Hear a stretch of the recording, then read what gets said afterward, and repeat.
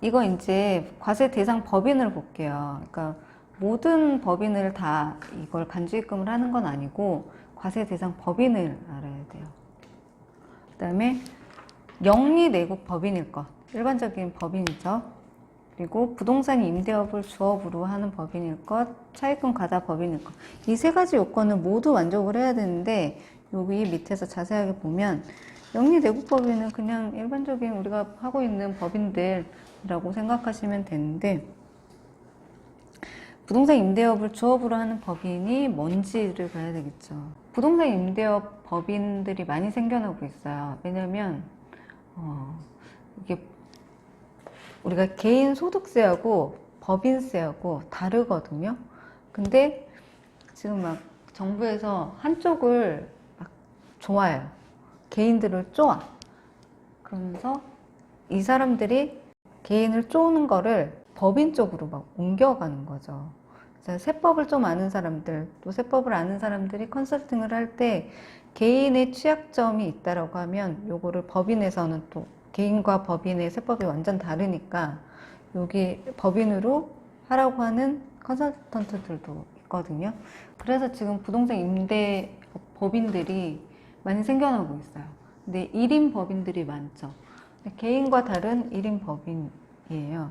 근데 법인하고 개인하고 너무 다르고 이 법인을 제대로 모르는 상태에서 개인처럼 그 법인을 운영을 하다 보면 나중에 잘못될 거거든요. 왜 이런 1인 법인들이 생겨나냐면 정부가 이제 주택에 대해서 자꾸 규제를 하니까 규제를 하게 되면 그 사람들이 가만히 있는 게 아니라 뭔가 다른 돌파구를 찾거든요.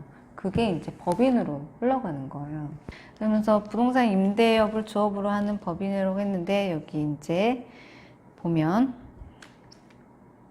다음 산식에서 사업연도 종료일 현재, 법인세 신고하는 현재, 그때 재무상태표에 보면 그 임대사업에 사용된 자산가액의 50% 이상 법인을 얘기한다라고 하죠. 우리가 재무상태표를 보면 자산하고 부채, 자본이 이렇게 있잖아요. 법인 설립할 때는 자본금이 있어야 되는데 자본금 1,000만 원짜리 법인을 설립을 했어요. 근데 부동산을 사야 돼. 5억짜리를 사야 돼요. 그러면 자본금은 1,000만 원이었기 때문에 4억 9천이 필요하잖아요. 5억짜리를 사려면. 그러면 이 4억 9천은 대표자가 가수금을 넣던가 아니면 법인이 대표자한테 차입하는 형식으로 해서 차입금을 넣을 거예요. 그러면 부채가 이미 4억 9천이 생겨버리죠. 근데 자산 총액 중 이 5억짜리 건물 하나 살기 위해서 법인을 만들었잖아요. 근데 자산 총액이 5억인데 5억이 다 부동산이에요. 50% 넘어갔죠. 그죠? 근데 임대사업에 사용된 자산가액이 50% 이상이 됐어요, 우선. 근데 여기에 차입금 과다 법인일 것이라고 돼 있어요.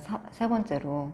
차입금 과다 법인이라고 하면은, 그러니까 자본금 1,000만 원이고 4억 9천이 단기 차입금이나 뭐 가수금이나 이렇게 되어 있을 거잖아요.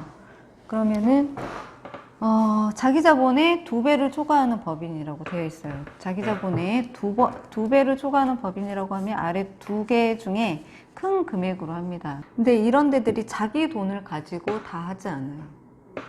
만약에 이게 가수금으로 해서 가수금을 대체를 했다. 그러면 저는 같으면 가수금을 안 해요. 왜냐면 대표와 법인은 완전 다른 개체예요.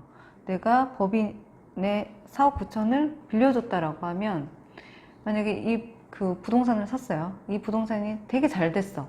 이익이 많이 났어. 그 돈은 법인 거지 대표자 것이 아니거든요. 그러면은 이 대표자가 자기 돈 실질적으로 4억 9천을 투자를 해가지고 산 거잖아요. 자본 포함하면 진짜 5억을 넣어서 투자를 한 거잖아요.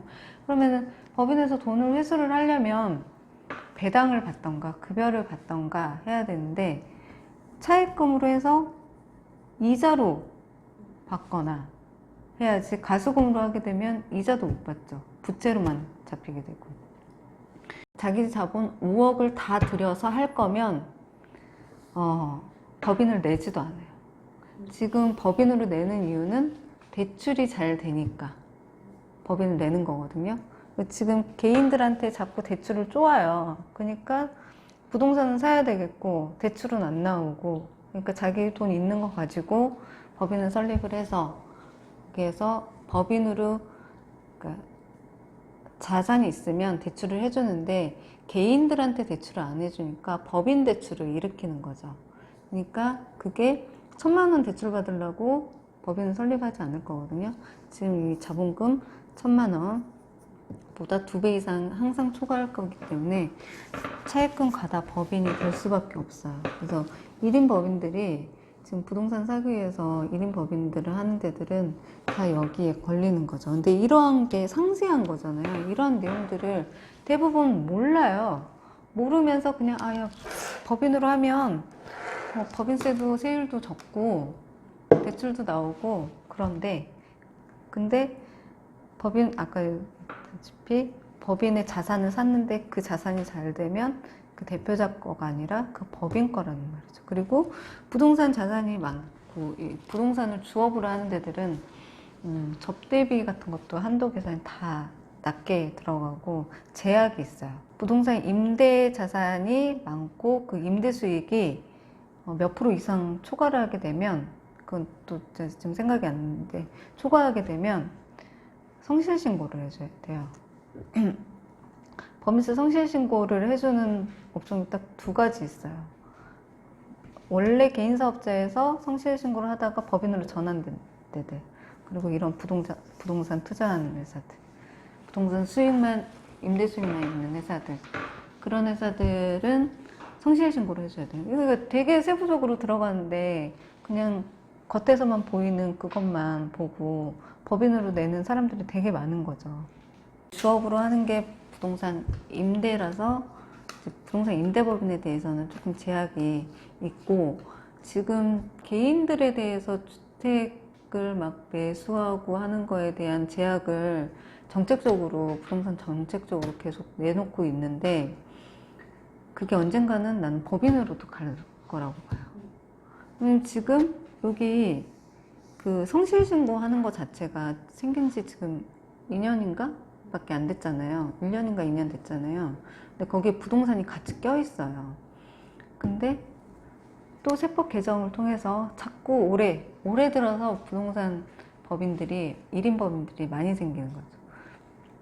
1인 법인이라고 하면 주식 그 주주가 그 대표자로 구성된 그런 법인들. 그러니까 얘네들이 개인에서 안 되니까 법인으로 넘어간다는 거를 정부에서 다 알고 있죠. 그러니까 제재를 할 수밖에 없어.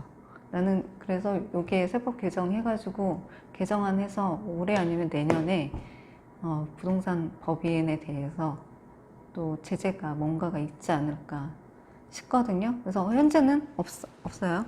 일부 있긴 하지만. 그래서 이런 부동산 임대 법인들을 하게 되는 날이 있을 거예요. 왜냐면 요새 많이 생겼어. 그냥 개인 사업자 하던 사람들도 이렇게 임대 법인으로, 부동산 법인으로 내는 사람들이 되게 많아졌어. 내 주변에도 있고.